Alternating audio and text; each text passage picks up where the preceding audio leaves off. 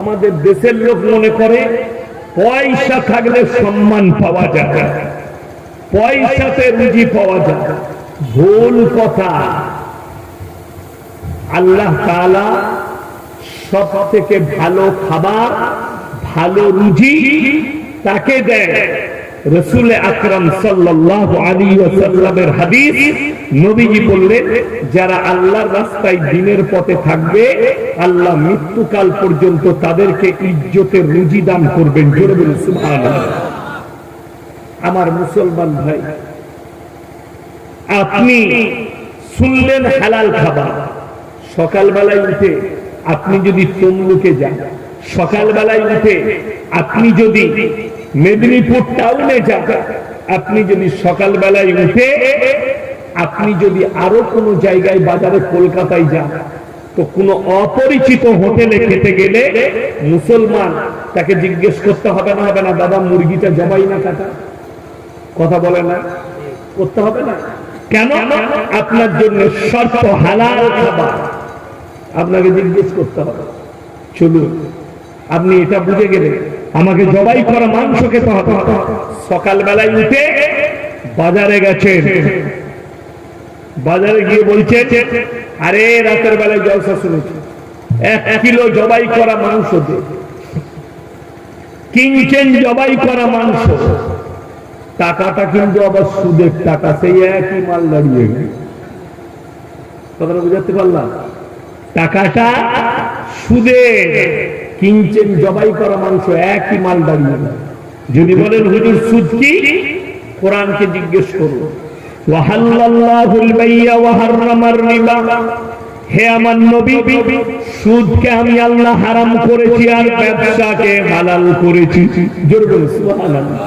সুদ হারাম, ব্যবসা হালাল। আমার নবী, বিশ্ব নবী বললেন, কেউ যদি 1 টাকা সুদ খায়, নিজের মায়ের সঙ্গে 36 বার জিনা করার সমান পাপ হবে। 36 বার জিনা করার সমান পাপ, এটা রাসূলের হাদিস। এই বয়ান করলে সকালবেলায় আপনাদের এলাকার চায়ের দোকানগুলো খোঁজ নেবেন, সুদখোর মাল কটা আমাকে গাল দিবে। ও বাজে হুজুরবে, ওকে আবার দাওয়াত দেয়, কোন মাল কটা গাল দিবে? সুদখোর কটা, মাতাল কটা। তুমি আমাকে গালি দিলে আল্লাহর কসম কোরআনের আয়াত পাল্টাবে। তুমি আমাকে গালি দিলে রাসূলের হাদিস পরিবর্তন হবে না। কিয়ামতের সকাল পর্যন্ত ওটা হারাম থাকবে। সুদ থেকে নিজেকে বাঁচা। মুসলমান তো হারাম হালাল চিনে নি, দ্বীনি ইলম হাসিল না করার কারণে। বিসমিল্লাহ। আজকে ভেবে দেখুন, বোম্বেতে একটা প্রেস কনফারেন্স হচ্ছে, সেখানে শুধু জ্ঞানীগুণী ব্যক্তিরা না, সেখানে ফিল্মের আর্টিস্টরাও ইনভাইট পেয়েছিল। তার মধ্যে একজন মুসলিম আর্টিস্ট ছিল, তার নাম হচ্ছে জাভেদ জাফরি। সে মুসলিমদের একজন আর্টিস্ট। তাকে মুসলিম যুবকরা প্রশ্ন করলে कि आज पूरे दुनिया के लोग दुनिया के पीछे भाग रहा है। আজকে আমরা কোথায় ছুটছি? দুনিয়ার পেছনে। তিনি যে উত্তরটা দিয়েছেন, একবারই রাসূল সাল্লাল্লাহু আলাইহি সাল্লামের ভাষাটা, मुसलमान तू दुनिया के पीछे मत भाग, तू 1400 साल पीछे चला जा, दुनिया तेरे पीछे भागेगी। मुसलमान তুমি দুনিয়ার পেছনে ছুটো না, তুমি 1400 বছর পেছনে চলে যাও।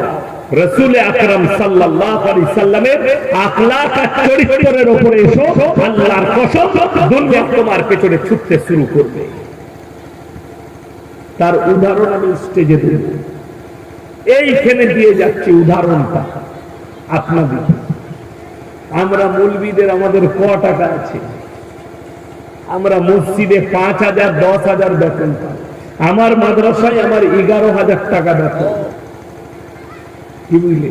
আমাদের কাছে আল্লাহ সম্পদ দেয়নি। আল্লাহর কসম করে বলছি, আমরা আল্লাহর রাস্তায় দ্বীনের উপরে টিকে আছি, দুনিয়া আমাদের পেছনে ছুটছে। আমি 1 সপ্তাহ আগে এই 3 দিন আগে আমি এলাম, মুম্বাই আমার প্রোগ্রাম ছিল, 3 দিন ছিলাম মুম্বাই। তো আমি যাবার আগে এত দাওয়াত করেছে আমার, কিসের জলসার দাওয়াত নয়, খাবার দাওয়াত। হুজুর আমার বাড়িতে আসবে, হুজুর আমার বাড়িতে 1 কাপ চা খাবে, এত দাওয়াত।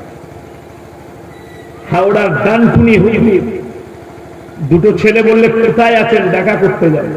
দেখা করলাম, হোটেলে নাস্তা চা সব খাওয়া। আর একজন নিয়ে গেল শালিমার হোটেলে, যে হোটেলে আমরা পয়সা দিয়ে ঢুকবো। কেন? আমরা আমাদের টাকা ওই জায়গায় খরচ করব, কিন্তু আল্লাহর কুদরত, আল্লাহ দুনিয়াকে আমাদের পেছনে ছুট করিয়েছে, আমরা ছুটিনি দুনিয়ার পেছনে। যেখানে আমি মাহমুদ আলী রোডে গেছি কিছু মার্কেট করতে, তো কত যে ছেলে আমার সঙ্গে ছবি তুললো, আমি তাদেরকে চিনি না, তারা আমাকে চিনি। হুজুর একটা সেলফি, হুজুর একটা চা খান, হুজুর একটা ফালুদা খান, হুজুর আমার কারখানায় আসুন, একটু সুযোগ দেন খিদমতে। আল্লাহর শুকর আদায় করলাম, আল্লাহ তুমি সম্পদ দাওনি, আল্লাহ দৌলত দাওনি, তুমি যে ইজ্জতটা দিয়েছো, সিজদায় পড়ে কাঁদলেও এই ইজ্জত দুনিয়াতে কেউ পাবে। টাকা আছে, সম্পদ আছে, জেলের কুঠরিতে বসে আছে, নাম করব না, খালি মোবাইল খুলে দেখে কত মন্ত্রী কত আমলা জেলের কুঠরিতে বসে আছে, আর আল্লাহ উলামা দিকে ইজ্জত দিয়েছে। এই গ্রামে দুর্গাচক থানার কোন যদি কোটিপতি মরে যায়, 5 কোটি 10 কোটির মালিক যদি মারা যায়, তার জানাজার নামাজটা কে পড়াবে? কোন এমএলএ এমপি না 10,000-এর মৌলবি? কথা বলে, ওই 5,000-এর মৌলবি পড়াবে। আপনাকে চিন্তা দিতে হবে যে যদি কোটিপতি মরে যাওয়ার পরে তার জানাজার নামাজ কোন কোটিপতি লোকে পড়াই না, বরঞ্চ পড়াইটা 5,000-এর ইমাম, ওই 10,000-এর তোমার মৌলবি। তাহলে জানবে যে আল্লাহ পয়সা না দে, কিন্তু দিনের রাস্তায় থাকার কারণে আল্লাহ ইজ্জতকে বুলন্দ করে দিয়েছে। কোন মুসলমান জানে না নামাজ 5 ওয়াক্তের পড়া ফরজ? একজন হাত তুলে। সকলে জানে না? জানে না? জানে নামাজ পড়া ফরজ। আপনি দেখুন রমজান মাসে মসজিদগুলোই কিন্তু জায়গা হচ্ছিল না, ঠিক কিনা? আমাদের দেশের নিয়ম, ঠিক রমজান মাস আসবে আর পাড়ার লোক গ্রামের লোক বলা বলি করবে, কি মসজিদে হচ্ছে না, মসজিদ ভেঙে বাড়াতে হবে চাঁদাতুল। আর ঈদের দিন থেকে ওই মাল পতাকা আর খুঁজে পাওয়া যায় না। ঠিক বললাম না ভুল বললাম?